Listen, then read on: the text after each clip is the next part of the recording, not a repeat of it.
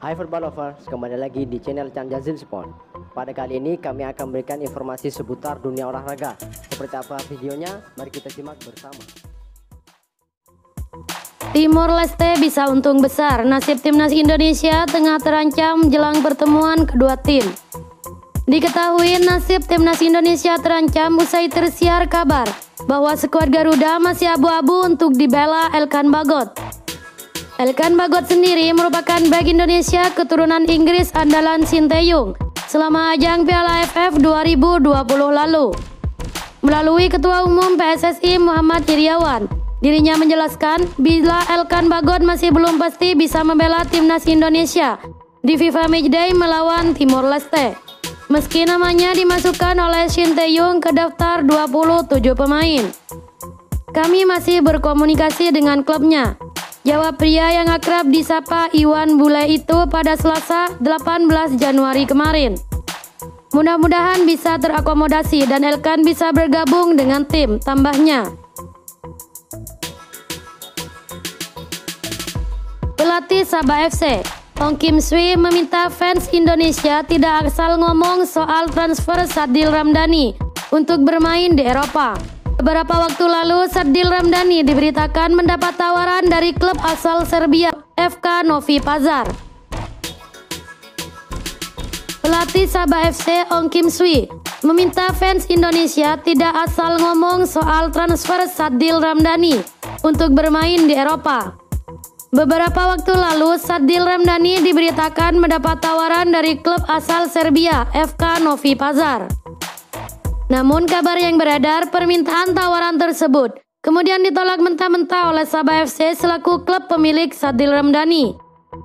Alhasil tidak sedikit penggemar Indonesia yang menuding Sabah FC telah mematikan karir dan mempersulit langkah Sadil Ramdhani menuju Eropa. Akan tetapi tudingan tersebut kemudian dibantah langsung oleh pelatih Sabah FC, Datuk Ong Kim Sui. Kami tidak membunuhnya di sini, kami membutuhkannya. Ketika dia cedera akhir musim lalu, kami mengirimnya ke Kuala Lumpur untuk perawatan dan tindak lanjut.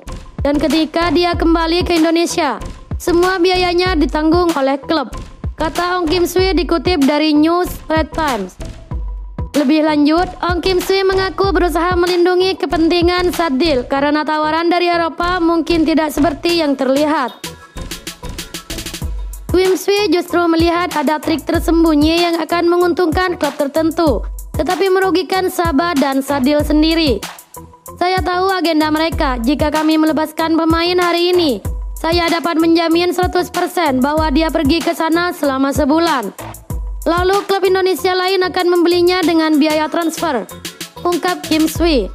Oleh karena itu, Kim Sui berharap para penggemar Indonesia tidak asal bicara tanpa mengetahui fakta sebenarnya.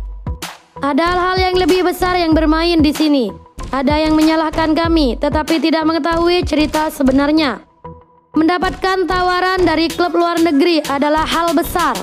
Dan jika pemain ingin pergi, saya bisa mengaturnya, katanya. Timnas Myanmar mulai menggila. Ada strategi gahar yang mulai diperlihatkan. Timnas Indonesia bisa bahaya di Piala AFF U23. Selain menghadapi timnas Indonesia dan Malaysia, Myanmar juga akan bersaing dengan Laos di grup B. Persiapan matang sudah dilakukan. Untuk Piala AFF U23 akan digelar di Kamboja pada 14-26 Februari 2022. Myanmar memanggil Arthur Pa. Arthur Pa saat ini bermain di klub Segunda Division Liga Spanyol, CD Leganes. Arthur Pa, pemain kelahiran Myanmar yang bermain untuk klub Spanyol Leganes, akan bermain untuk timnas Myanmar U23 asuhan Felizar Popov. Tulis media Myanmar Global New Light Myanmar, Selasa 18 Januari 2022. Ada ancaman serius yang terlihat. Standar tinggi Liga Spanyol diyakini telah menempa kemampuan Arthur Pa ke level tinggi. Kehadiran Arthur Pa di skuad Myanmar berpotensi merepotkan timnas Indonesia pada Piala AFF U23 2022. Apalagi sang pemain punya catatan karir yang mengesankan. Nyaris ada celah di rekam jejaknya. Arthur Pa pindah dari Myanmar ke Thailand saat usianya masih kecil. Arthur Pak kemudian bertemu pelatih Inggris di Thailand pada 2017. Pelatih ini yang merekomendasikannya untuk mengikuti trial di Leganes. Pada 2019, Arthur mendapatkan kontrak profesional di Leganes. Sebelumnya, Arthur juga sempat mencicipi atmosfer sepak bola Thailand. Arthur mengaku pola permainan di Eropa jauh lebih cepat. Hal itu membuatnya harus beradaptasi dengan baik. Tentu gaya bermainnya itu akan sangat berdampak kepada timnas Myanmar U23 nantinya. Sekedar gambaran, di 2020 lalu, Leganes pernah menahan imbang Real Madrid 2-2. Padahal saat itu Real Madrid masih diperkuat Sergio Ramos, Karim Benzema, dan Isco. Bius Leganes dan Arthur Pak ini membuat Myanmar terlihat menakutkan, apalagi Spanyol masih menjadi salah satu kiblat sepak bola dunia. Haruna versus Sinteyong. Inilah asyiknya sepak bola Indonesia. Prestasi boleh sepi tetapi konfliknya tetap ramai. Beberapa hari ini tagar Haruna out menjadi trending topik. Netizen marah dan menggeruduk Haruna Sumetro, anggota Komite Eksekutif Exco PSSI yang juga Direktur Madura United, anggota Liga 1 PSSI, dan mendesaknya out dari Exco. Seorang pelatih, kata Haruna, harus memberikan hasil, bukan proses. Sama seperti Luis Milla, pelatih sebelumnya. Publik menganggapnya bagus, tapi tidak bisa memberi gelar juara. Akhirnya Milla out. Haruna menyindir Sinteyong. Kalau tidak bisa memberi juara, ya harus out. Sinteyong tersinggung oleh sindiran ini. Konflik Haruna Sinteyong ini bisa jadi berbuntut panjang dan serius. Netizen ribut, internal PSSI pun ikut ribut. Haruna yang notabene orang dalam malah melempar bom di kamarnya sendiri. Rangkap jabatan sebagai Direktur klub Liga 1 dan anggota Exco sangat mungkin menimbulkan konflik of interest. Konflik internal PSSI selalu lebih ramai dibanding prestasinya.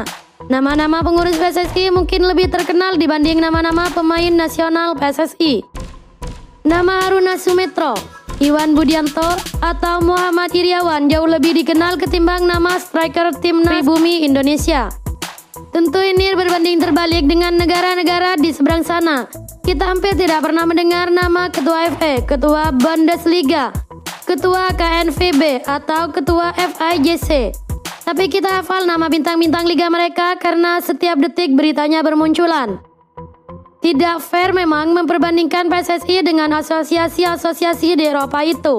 Tapi setidaknya kita bisa mengaca diri bagaimana asosiasi yang profesional itu memposisikan diri sebagai regulator dan fasilitator yang menjalin terciptanya iklim kompetisi yang profesional, yang kondusif untuk menciptakan prestasi timnas yang optimal.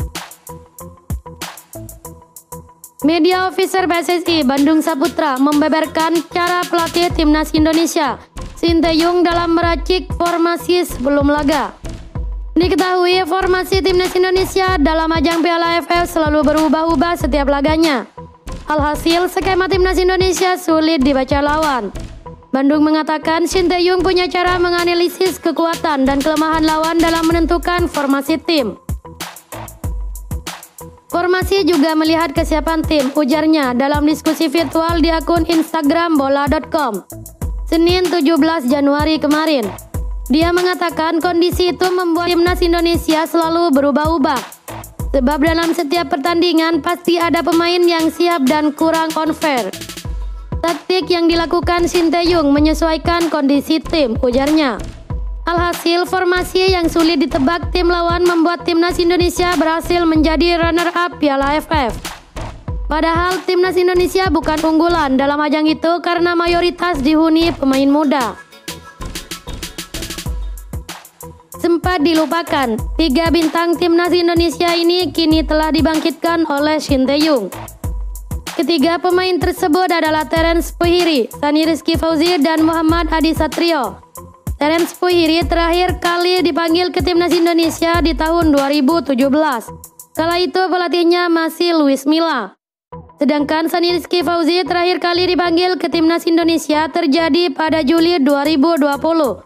Kala itu Sinteyong telah memegang kendali kepelatihan.